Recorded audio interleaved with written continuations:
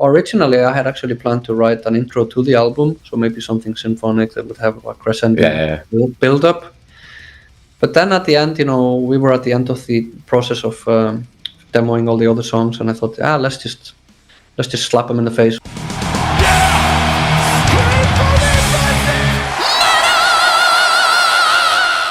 Hey everyone, welcome to the channel. My name is Belgian Jasper. If this is your first time in the channel, hit subscribe right now.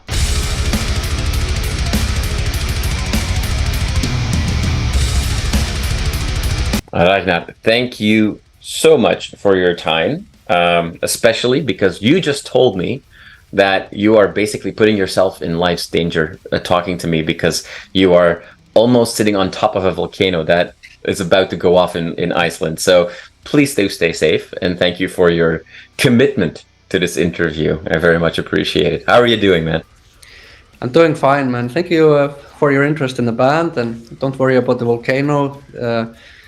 Worst case scenario, some American tourists will get obliterated, but we are just outside the perimeter of danger right here. Okay. So we'll be fine.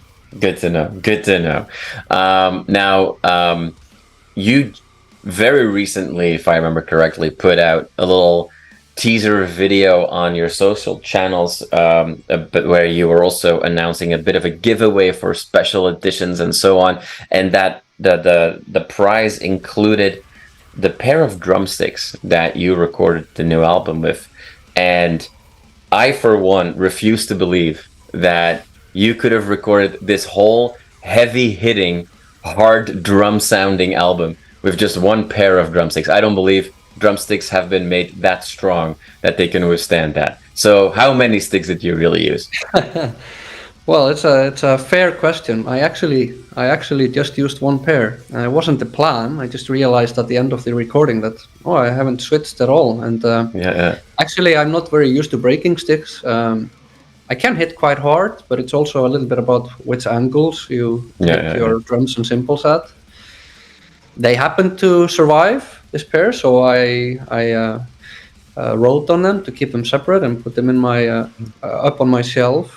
But it was not planned at all, and I have to say, even the drum recording for the album was not really that planned, because I wrote the entire album and we did the demos without drums, and I had never even practiced the drums for this album before we recorded it. It was just all up here in my head, so we spent all the time and effort in preparation just to set up the gear in the correct way and get all the right equipment that we wanted, and then the rest was kind of just the happenstance. And I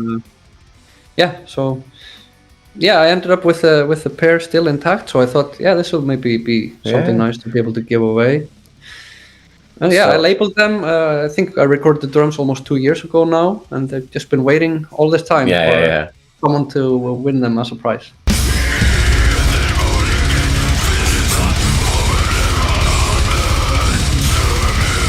As you're saying that you kind of went in and recorded, and it was all up in here, you said, because the album, from the moment that we put it on, you know, as a fan of extreme metal, that this is going to be a little bit different, a little bit more unique. You take us from out of the gate into some twists and turns that we don't always expect with bands that stick to more stereotypical blueprints, if you will, of subgenres.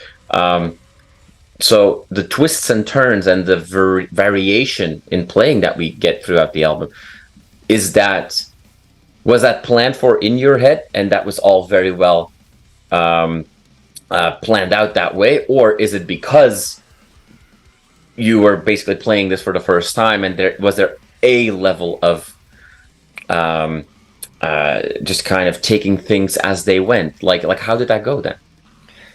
Yeah, no, I can't say that for the album as a whole that it was all planned out, where it would change tempo or pace, or where it would change maybe style. For the debut album, I was just having fun creating random riffs, and maybe I wanted to create something in the style of another band or whatever, and I never thought it was going to be released seriously. Right. And now I knew, so people are interested in what we're doing here, so I want to make sure that it's purely from my heart. So each time I sat down to write a song, tried to cleanse my mind of any other current influences that I had. So whatever ended up coming out was just what happened to show up in my mind at the time. Okay. So I didn't decide, for example, before I started writing that this was going to be more of a death metal album, which it kind of ended up being. So yeah, it was kind of just, it wasn't planned. I just wrote what I wanted to, and it just came out like that. So for me, it almost feel like I downloaded it from the ether somehow. Like it was not pre-planned. It's just what happened to strike my imagination at the time. And for the drums, I'm very used to trying to create drum parts that just complement the melodies or the guitar parts. So that all kind of made sense. As soon as the song structure was finished, I don't even have to think a lot about it. I know that I'm going to be striking the drums at the same time as something is accentuating within the music. And so if the drums sound unique as well, it's just whatever I thought would fit the song the best at the time that we recorded them.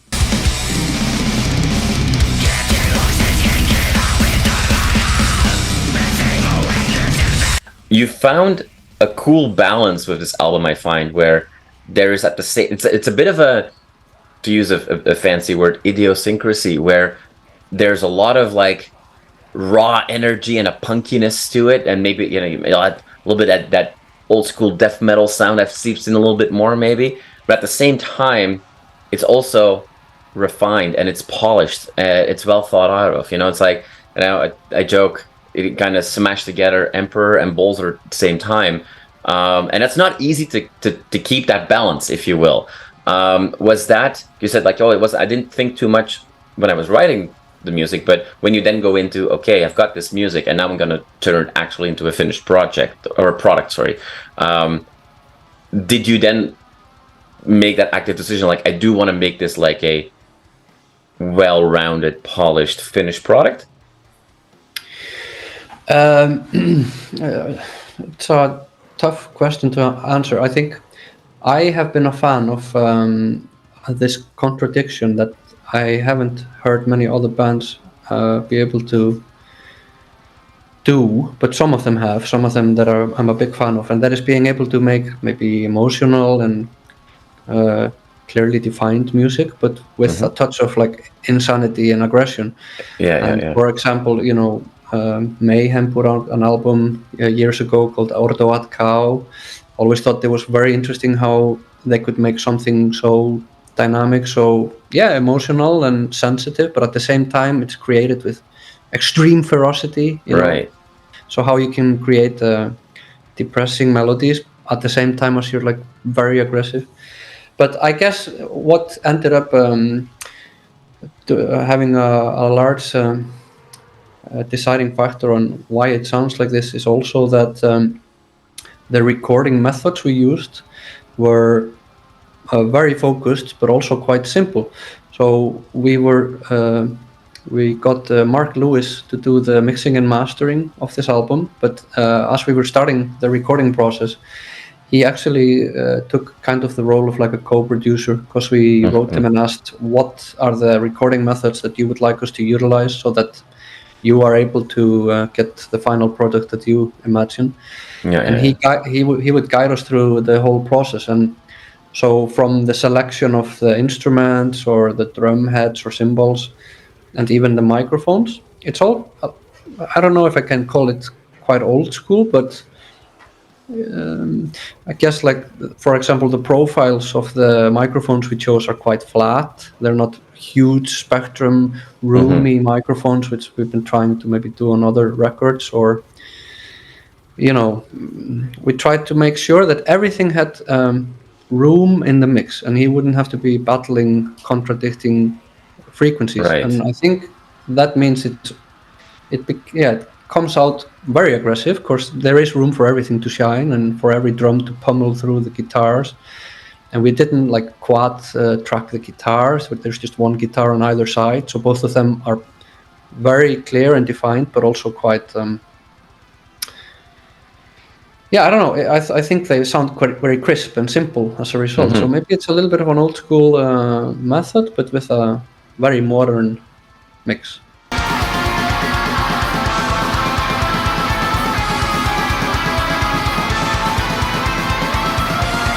it takes a while before you give us, as the audience, like room to break, as the album, it flies by. The first kind of like moment to slow down a little bit is with, and I will obviously mispronounce the name of the song, but Jutlicht Retleti, something like that. Yeah. That's the fifth track. It's called Guðlegt Réttlæti. Yeah, so I was completely off. I apologize for that. Which stands for divine justice, if I'm correct. That's right. Yeah. Yeah. The fact that this song all of a sudden gives a bit of a twist, it almost yells out to us like, "Hey, this one is extra important," because all of a sudden your focus is just naturally drawn to it. Is that a right way to interpret that song's importance for the album? I think we placed it there in the middle of the album so that it could be, I think, on the first song on the other side of the vinyl. Yeah. So it almost kind of works like an intro to the second half of the album. So yeah, there's maybe a little bit of thought behind that, yeah. And originally I had actually planned to write an intro to the album, so maybe something symphonic that would have a crescendo build up. But then at the end, we were at the end of the process of demoing all the other songs, and I thought, let's just slap them in the face with this opening riff.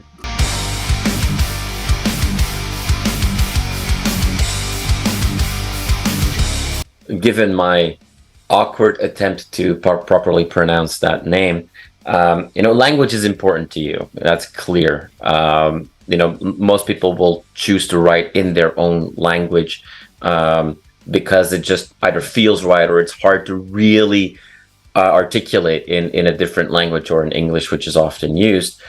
At the same time, idiots like me will have a hard time really getting the specifics of, or the depth of what you're saying. Is that unfortunate that somebody like me, even with translated lyrics, will never really get the true meaning of your art? Or do you honestly not really care about what lyrics I perceive? No, I don't think that's unfortunate. I think that can add even a little bit more fun for the listener or for the fan to have to dig a little bit. But the reason I choose to use Icelandic on this album is simply because I have a good vocabulary, even for an Icelander, in Icelandic, and I highly enjoy English-speaking albums as long as I can tell that the person who wrote the lyrics has a really good grasp on the language. But there are old, beautiful English words that say a lot in a few words. Mm-hmm. And me, as a foreigner, with English as the second language, I would probably have to use much simpler language to convey something, or use more words to describe something. So with my own language, Icelandic, I can use nice old-timey words that describe a lot with just like one or two words, and they will sound nicely. It's easy to put them into a rhythmical order. And no, I don't think it has any. I don't really sit at home and think about what people are reading in the lyrics. Yeah. However, because these are modern times, and it's hard to retain any mysticism for the band, because everything is so publicly available, and people can literally just like message you and ask you, "Hey, what did you mean in line 3 in song 4?" Which you couldn't do back when I was growing up with music. So I think, all right, even if I describe a little bit what each song is about, there is still a lot for you to find if you go and try to translate it. And it's even more fun because Icelandic is such a complex language that if you put it in Google Translate, it will still not come out right. And a lot of it will just be mumbo jumbo. So you're going to have to ask around or find an old school, like a book or something to figure out what each word maybe means. And that means that most likely fans are probably going to come up with theories that are completely different from what I was writing, which is fun because everybody should be able to gather their own interpretation from the music. That's how I always consume the music from other bands anyway.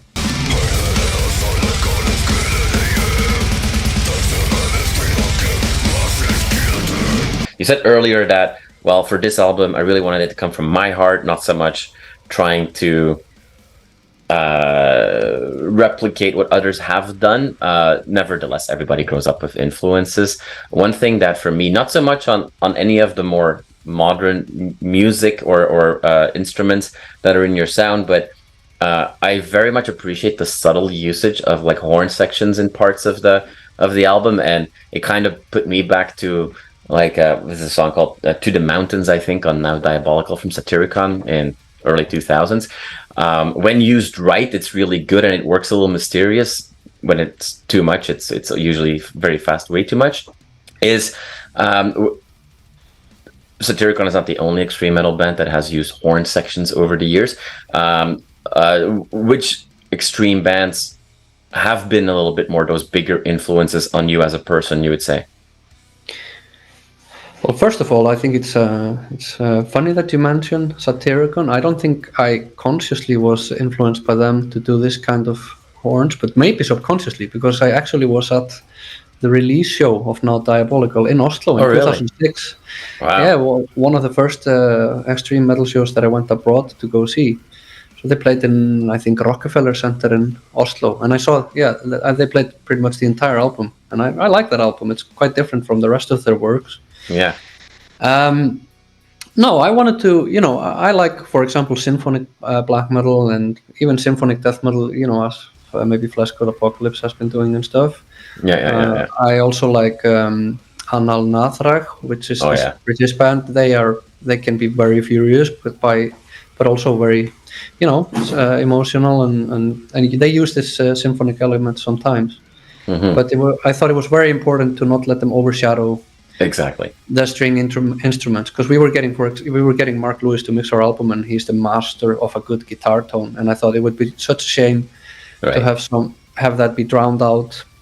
So there's a lot more in there that you can't readily hear, symphonic stuff that we wrote and recorded, which I think listening to the album through a different type of headphones, different types of speakers, if people are a fan of the album and they listen again and again, I think you're going to start to hear in the background even more and more stuff. Yeah. Because we made quite majestic and full symphonic parts, but then we kind of buried them, That even goes sometimes for the lead guitars.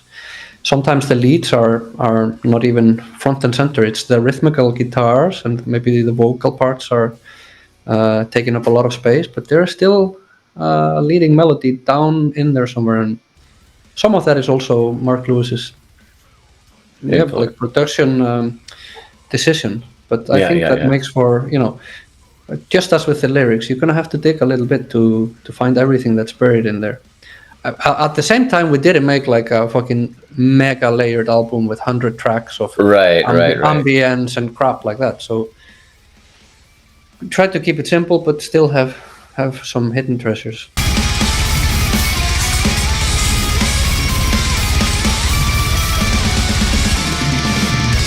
I mean, there's so many things I could still ask you, but given that we're running out of time fast, a key thing obviously is that we want to see this music being performed on a stage.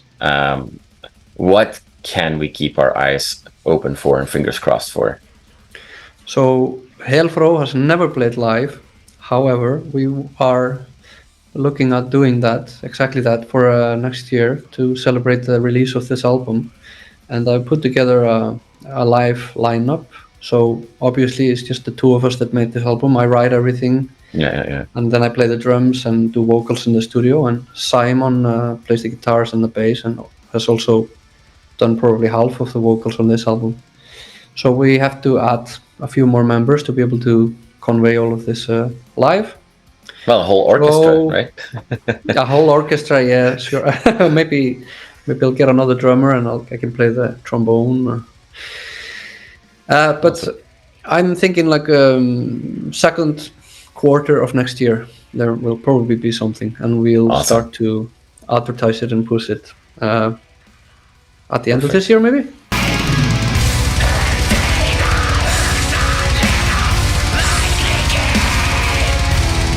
Ragnar, I think you guys did a really cool thing by keeping this balance between the raw energy and the polished nature and the layered nature. And to your point, you know, like by playing with different sounds in a smart way and not letting one thing overpower the other, a really cool, balanced and varied album that is going to make a lot of people very excited. Ragnar, thank you so much for your time. I really do appreciate it. I hope that those announcements will be many, so that all of us finally have a chance to see you guys play this music live. Thank you so much for your time today. Thank you very much for your interest and your support, and catch you soon.